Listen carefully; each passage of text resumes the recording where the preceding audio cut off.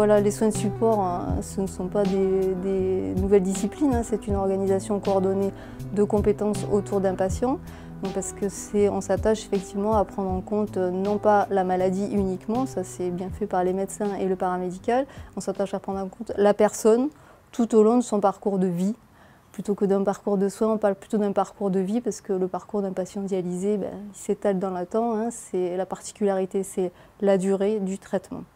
Donc la maladie ou la prise en charge en dialyse a des incidences sur la vie quotidienne des patients, que ce soit sur le plan familial, professionnel, quelquefois financier, sentimental, enfin tout ce qui fait la vie d'une personne, qu'elle soit malade ou pas. J'accompagne le patient tout au long de son parcours de vie, en fonction de sa situation et de sa demande, dans des démarches administratives qui sont très complexes. Donc je peux l'aider dans des domaines aussi bien divers et variés que sont l'activité professionnelle, un maintien à domicile, une aide particulière qu'on doit mettre en place avec des dispositifs réglementaires ou départementaux. Donc je l'aide à monter des dossiers qui sont très difficiles d'accès.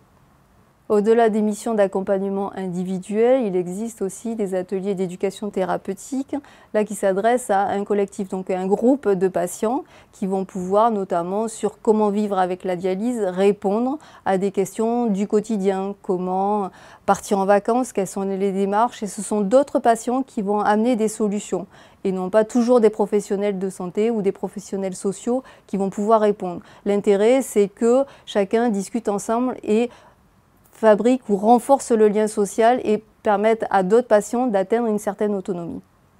Il existe des ateliers d'art créatif, donc là ce sont d'autres professionnels de santé, ça peut être aussi bien des infirmières que des diététiciennes qui mettent en place des ateliers d'art créatif plutôt tournés effectivement sur la peinture, sur le collage, la sculpture et qui vont permettre à d'autres patients, c'est sûr, dialysés, de venir sur d'autres moments, échanger avec d'autres patients, participer à des ateliers collectifs et fabriquer quelque chose de leurs mains au-delà de la dialyse, même si c'est dans le même lieu.